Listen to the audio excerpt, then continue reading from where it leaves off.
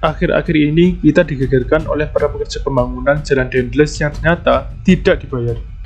Dari berbagai sumber yang saya gali, ternyata pembayaran itu dilakukan oleh Dendles ke residen atau mungkin sekarang disebut dengan gubernur selevel provinsi dan diteruskan sampai ke bupati setempat. Namun faktanya, upah itu tidak pernah sampai ke tangan para pekerja.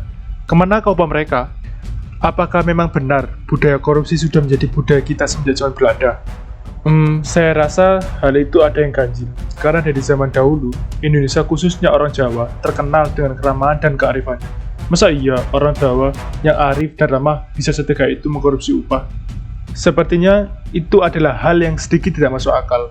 Tapi kalau budaya korupsi itu diajarkan oleh bangsa Belanda, lah, kalau ini bisa dibilang masuk akal. Oke, kita mundur sedikit untuk melihat apa saja yang dilakukan dalam pembangunan Jalan Dendles. Yang pertama adalah pembangunan jalan yang mencapai kurang lebih 1.000 km yang membentang dari Anyer sampai Panarukan. Yang kedua adalah jumlah pekerja yang mencapai 1.100 tenaga. Tapi, apakah mungkin 1.100 pekerja itu membangun jalan sepanjang 1.000 km hanya dalam waktu setahun? Sepertinya itu hal yang di luar logika. Narasumber yang pernah bercerita kepada saya bahwa sebenarnya jumlah pekerja jauh melebihi itu. Dia bercerita bahwa pembangunan ini dilakukan oleh setiap orang yang desa atau daerahnya dilewati oleh proyek Jalan Anyer Panarukan ini. Nah, kalau penjelasan ini saya lihat cukup masuk akal. Karena di antara tahun 1806 sampai 1811 tidak ada yang namanya alat berat atau alat pertukangan yang canggih seperti sekarang. Yang ketiga adalah orang pribumi, yaitu kita orang Jawa, disuruh untuk menanam kopi secara wajib dan menjualnya dengan sangat murah ke para penjajah. Siapa penjajah itu? Bukan lain ya, pasti orang Belanda. Tapi coba kita sekarang berpikir, seharusnya jika Belanda memonopoli perdagangan kopi ini dengan membeli kita murah dan menjualnya mahal, maka niscaya mereka akan menjadi negara yang kaya raya. Tapi, mengapa pembangunan 1.000 km tersebut berhenti dengan alasan yang menurut saya kurang masuk akal, yaitu kurang dana? Dan ada anggapan yang lain bahwa pembangunan itu tidak dilakukan sampai ke Banyuwangi karena Banyuwangi tidak memiliki potensi komoditas pertanian yang bisa diperdagangkan dengan keuntungan yang besar. Oke, saya sekarang mencoba mundur lagi ke belakang, tepatnya di zaman-zaman kerajaan keemasan Majapahit antara tahun 1319 sampai 1357 Masehi.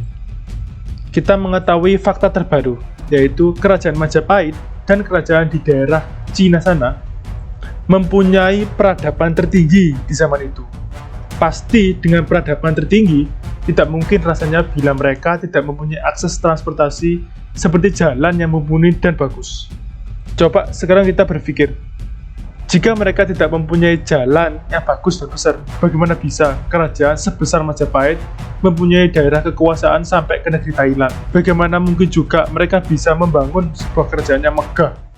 Kalau menurut analisa saya, Gubernur Dendles tidak membuat sebuah jalan, tapi yang dia lakukan adalah menyusuri dan merenovasi jalan yang sudah lebih dulu dibuat oleh kerajaan Majapahit. Tapi bagaimana bisa bangsa Belanda bisa tahu tentang sejarah kerajaan Majapahit? Jadi begini, Belanda datang ke Indonesia bukan berarti langsung datang tanpa disengaja atau seperti cerita orang-orang. Belanda juga mempunyai VOC atau bisa disebut dengan perusahaan bisnis dagang mereka. VOC datang juga ke Indonesia pasti ada misi ekonominya dan pasti ada sesuatu yang dia cari. Mereka mempelajari tentang geografis, sejarah, dan potensi apa dari masyarakat Indonesia kala itu. Dan salah satu sejarah yang mereka pelajari adalah tentang Kerajaan Majapahit. Kerajaan Majapahit namanya sudah termasyhur sampai ke negeri Eropa, di mana peradaban mereka itu sudah sangat maju di kala itu. Bahkan bangsa Eropa belum ada apa-apa ketika itu. Jalan Dendles dibangun untuk apa sebenarnya? Keuntungan perang dengan Inggris? Memperkaya negara Belanda? Atau berusaha untuk menjajah Indonesia selamanya? Atau jangan-jangan ingin membantu masyarakat Indonesia?